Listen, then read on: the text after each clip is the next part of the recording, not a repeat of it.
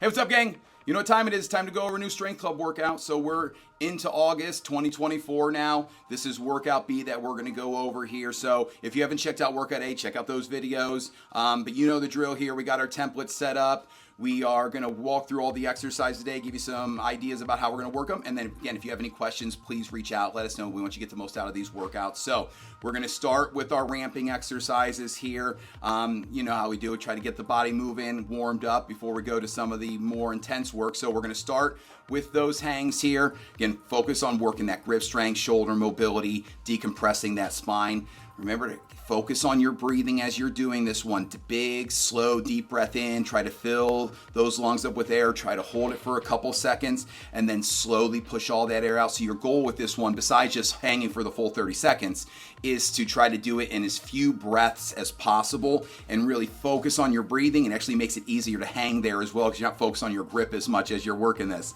Again, if you need to, you use that box for those legs to lighten that load, but really try to put as much work into those hands and those shoulders holding you up as you can here. Now we match that up with our kettlebell single leg RDL to row, which is a lot to say. It's actually kind of a lot to do here as well. So there's a lot of stuff going in. So we've been working those landmine RDLs to get the kind of grease the groove on that movement pattern. For this one, we're going to use a kettlebell or you can use a dumbbell.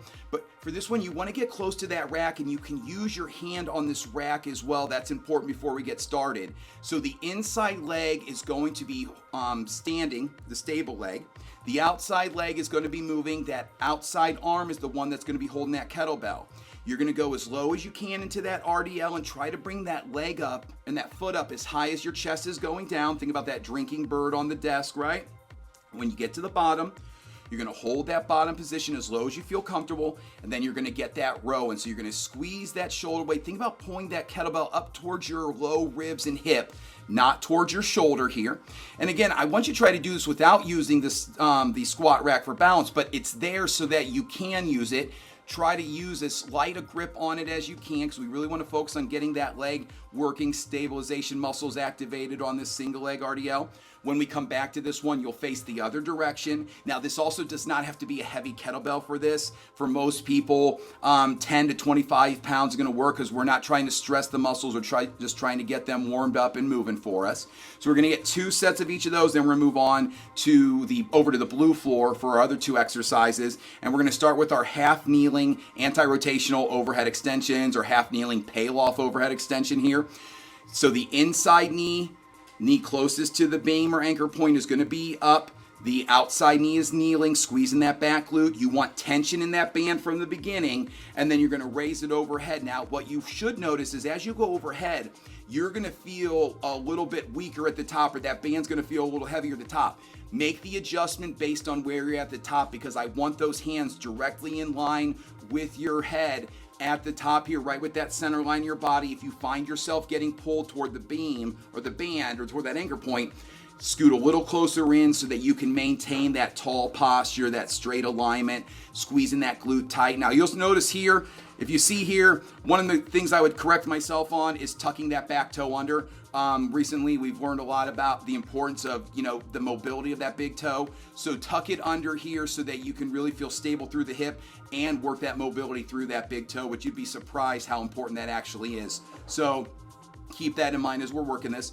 We're going to get a set in each direction, so when we come back, we'll face the other direction, and then we're going to match this up with some army crawls. Again, just a pretty tough, but I would say a useful core exercise here because it's scalable. So you're going to get those feet set up on those sliders, wall up those abs, squeeze those glutes nice and tight. Now here I'm doing a few steps forward and a few steps back. You can do 1 or 2 forward, 1 or 2 back here. Start with small steps with those arms, and then as you're feeling more comfortable, you can get bigger. As you're feeling like that stress in those abs in the lower back, as long as you're not feeling any pain there, you can also just go a little bit smaller as you're getting tired. You can also just focus on holding that plank during this exercise. So whatever works best for you here, use that 30 seconds to get better at this exercise. And at any point, if you need to, you just take your knees down to the floor, take a couple deep breaths, and come back up when you're ready. So we're going to get 2 sets of those, and then we're going to move on.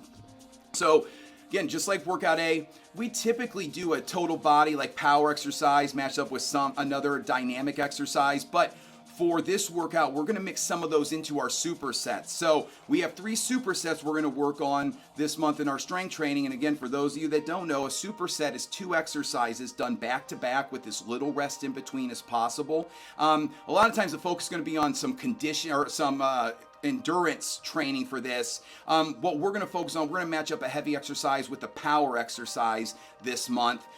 So that's actually still going to have the same effect. We're going to get those heart rates up. Those muscles are going to get worked, but it's a little different adaptation that we're looking for, because I want you to practice moving with speed and purpose and intensity during these exercises. So the first superset we have is our chin-ups and then our sled squat row. So we're going to practice those chin-ups here, and we're going for 5 to 8 reps on this, which means I want you to work at an intensity that you can do at least 5 quality reps. But if you can do 6, 7, or 8, don't stop at 5.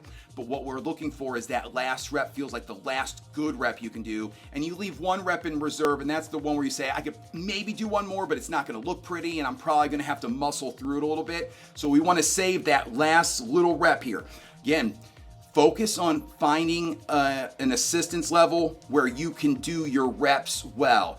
It's not about feeling like they're hard. It's about doing them well and then matching that intensity, making them harder as you're getting that full range of motion. You will get more out of this by working that full range of motion as opposed to just trying to make it feel really tough here. So let the ego go. Find bands that help you get all the way up and down with control here. 5 to 8 reps, and then we're heading over to the sleds for our sled squat row. Now you can see Coach Matt here demonstrating. Notice how that torso's straight up and down. He's letting that sled hold him up. He's not stepping so far back that he's leaning forward. The reason this is important, because as you lean forward, you're going to put more work into that lower back, and we want to try to protect your lower back here. So let those sleds hold you up here as you sit back, and then you're going to drive back through those heels. Then you're going to use that momentum from those legs to really yank that sled, squeezing those shoulder blades here. Again, we're going to match up those heavy chin-ups with a lighter sled on this one. I want you to feel like that sled's moving fast. You got to lift those toes up, because otherwise the sled's going to run you over. So keep the weight lighter here so you feel like you're moving with speed. It's not about getting the set done fast. It's about doing each rep as fast and as hard as you can here. If that sled's not moving on you, then it's way too heavy. For most of you, you're probably going to be starting at around 45 pounds on that sled, maybe even lighter. Most of you are probably not going to go too heavy on the sled, because again, that's not the goal here. It's to work those heavy reps, and then this sled's going to feel lighter anyway because of the work you already put into those muscles. But by that last rep, you want to feel like, hey, I need about 1 or 2 minutes to recover before we move over to our next superset, which is going to be our cyclist squats and ladder drills. So for that cyclist squat, you can see Coach Matt here's working that double kettlebell rack position. You can go with a weight vest. You can hold a kettlebell at your chest, dumbbells, however you want to work these. We're going to get set up on that slant board so those heels are elevated. Whether you want the ball of your foot on the floor and your heels on the board, or you want your whole foot on the board, that's fine. But we're going to go up and down here, pushing those knees out over those toes. The slant board allows us to work a deeper range of motion and limit the ankle mobility issues that we might have there. So when you're working this one, let those knees go out over your toes. Try to keep your torso as upright as possible. Deep breath in on the way down. Push that air out as you're driving up here. And then we're going to do 5 to 8 reps. So you're going to feel this in those quads. You're going to be breathing heavy after these 5 to 8 reps here, but make sure it's a challenging weight. Whichever way you hold that weight, make sure it's 5 to 8 reps that are tough. And then we're going to hit that ladder drill. So on the ladder drill here, remember, we're thinking fast feet, moving as quickly as we can. So this isn't going to be heavy, but I still want you to be intentional. Don't think I'm just trying to go down and back on that ladder as fast as I can. Think I'm trying to get those feet moving. So you can mix up what you want to do here. We can go, icky shuffle, 2 in, 2 out. We can do those jumping jacks if you want to, whatever works best for you. We have our Ali shuffles, but really what we're focused on, we're going to get those quads working, and then we're going to work some fast feet here to build up a little bit of that endurance and build up that foot speed there as well. So we're going to go back and forth on those, so right one from the other, and then we'll move on to our third set here, which is going to be our single arm alternating overhead presses, or single arm overhead press. And you see here, I'm using dumbbells. Standing position, wall up those abs, pressing overhead here, getting that full extension. You don't necessarily have to lock your elbow out, but make sure you're reaching as high as you can. You finish with that bicep and shoulder next to your ear. And I'm alternating here, and we're gonna go 5 to 8 on each side here. Try to stay as rigid as you can. Glutes are squeezed, abs are walled up here. Almost like you're gonna push that dumbbell up because you're gonna try to push yourself into the floor, and that's why the dumbbell's gonna go up. Now, for those of you with shoulder issues where you feel like that strict overhead press doesn't feel comfortable or we don't have that range of motion, an exercise we're going to try to incorporate going forward here is this kind of, I would say like a pendulum single arm overhead press. Now, the way that we're getting it set up at first seems like complicated or dangerous. It's not. It's very dangerous, but we'll be fine. It's not dangerous at all, actually. Just don't let go of the kettlebell. But what we're going to do here is you can see I have some straps that allow us to work something of a pendulum press here. And we've done this before with the landmine, but one of the things about the landmine press is that at the bottom, the weight is lighter than it is, or excuse me, is heavier than it is at the top. And that's kind of the opposite of what we really want. What we want is that weight to feel as heavy at the top as it does at the bottom. So with this pendulum press, that's going to allow us to keep that weight feeling the same resistance as we work it here. Now, again, this is for somebody who struggles to go straight overhead with their arms. So as you can see here, I'm in that split stance position, pushing my weight forward on that front leg, and I'm working that arm here. And you can see how it allows me also to work that kind of like personalized range of motion here as well. So as you're pressing it up, you can find whatever angle works best for you. And you can see I'm kind of working at a little bit of an angle now. I can step forward and get closer to upright. So as you're working this, you can see what position feels the most comfortable, because the weight's gonna feel challenging by that last rep anyway. So move in or forward or back to get that range of motion. The weight's still gonna feel the same, so that's okay. So you're gonna do 5 to 8 on one side. You can see how I'm grabbing the bell with both hands here as I switch sides, and then I'm gonna press on the other side. Now, the other thing about a new exercise like this is it's gonna take a little bit of time to get comfortable with it. Don't overthink it, let the coach help you with it. But I think once you start working it, you're gonna see how it works and it's gonna make sense to you. It'll be, we'll show you how to adjust the weight if you like. You can go a little bit heavier on it. So don't worry about whether the contraption looks complicated. It's actually very simple. A nice, simple way for us to kind of work with people that might need to compensate for some sort of shoulder either injury or just a lack of range of motion, and then we can find some other ways to work on that along the way as well. So for any of you that feel discomfort in the overhead press, let's do this exercise. You'll just do 5 to 8 on one side, then 5 to 8 on the other, okay? One more point about this one. I really want you to focus on how you can keep your core and that whole body working and keep it rigid here. So I'm pushing that weight forward, my back glute squeezed nice and tight. Those abs are still walled up, so I'm not relaxed as I'm doing this. I want to feel rigid so I can really challenge myself with that heavy weight as well. Okay, so those are our supersets for this month. We're gonna get, I'm sorry. You know what? I lost track there. There we go.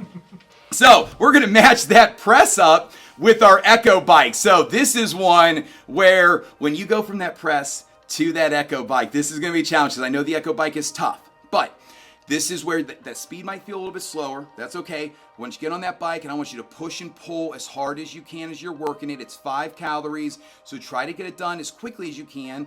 But obviously, if you want to go a little bit slower with it, you can go slower. But remember, the idea here is to go from that heavy exercise to another exercise that challenges us with our speed, not necessarily just getting the set done here. So get it done as quickly as you can. And then we're gonna match those two up, and we got 3 supersets. So those are our 3 supersets. We're gonna go 2 to 3 sets here. By weeks 3 and 4, you should have no problem getting 3 sets in as far as time goes. The first 2 weeks, remember, we're kind of learning the exercises, building on that weight and refining it, and then building that intensity for weeks 3 and 4. So then we're gonna move on to our finisher after that. Here, again, another combination of exercises that really can help build that cardio conditioning and or focus on that strength as well. So we have our push-ups, side lunge cleans, and sled push here. So for those push-ups, remember, whatever modification you need to make, whatever variation you're gonna work, 5 to 10 challenging reps. So whether you're working on the floor here like Coach Matt, look at that nice flat plank position, squeezing and pressing. You can also go over the bars. Remember, we're not going to work from our knees on these. We're going to really focus on getting those legs working as well, so we can use the bars at the squat rack to work that elevated plane. Again, Full range of motion is what we're looking for here. So focus on your form. Don't try to make this hard just for the sake of it being hard. Pick a variation or whatever level you can do that you can do those 5 to 10 reps really well. You'll get better faster that way. Then we're going to go to the sandbags for our side lunge cleans. Now remember here, we're starting with that bag right there at our thighs. Then I'm going to step out into that side lunge position. And then from here, I'm sitting my butt straight back to hip hinge. So I'm not pushing my knees out anymore. It's never about pushing those knees out. It's about sitting back, and then I'm gonna push back up with that same leg. So as I go to the right side, I'm gonna push back up with that right leg. As I go to the left side, I'm gonna push back up with that left leg, using that momentum to clean that bag up. Now, if you are struggling with your side lunge, work a smaller range of motion. You can do that sumo side squat there too. So it's sumo bag clean. So it's just a smaller step out to the side, or you can work a traditional bag clean here. We're doing 5 to each side here. Again, this is where you can challenge yourself with the weight if you'd like, but remember, it's probably going to be a weight that is going to be a little bit lighter than a traditional clean because we're only using really that one leg with a little bit of support from the other leg, and I want you to focus on quality reps here. So find a weight that you feel comfortable doing well. I'd rather you walk away saying, hey, I could go a little bit heavier, than find out it was a little too heavy or the form was compromised there. So 5 reps to each side, and then we're heading over to that sled. Now for the sled, we're just gonna go one way down on this one. So I really want you to find a weight that you can push fast and hard one way down. And this way, what we're gonna think about is we're gonna get those muscles firing and really push fast one way. Walk away from it feeling like, okay, I need 1 to 2 minutes to recover. Then you're gonna go back through those push-ups, side lunge cleans, and sled for another set. We're gonna get 2 to 3 sets in here. So again, if that weight on that sled feels a little lighter, you get to move faster. If it's feeling a little heavier, intentional reps. But again, if you're finding that weight's so hard that you're really laboring to get those steps in by the end, it's too heavy. Err on the side of it being lighter for this. And let's build up some of that speed through those legs, not just heavy weights there, okay? Okay, so that is our Strength Club workout B for August 2024. If you guys have any questions about this, like I said at the beginning, please reach out, ask questions, let us know what we can help you with there, and let's get the most out of this, and let's have a great month, everybody. Love you, bye.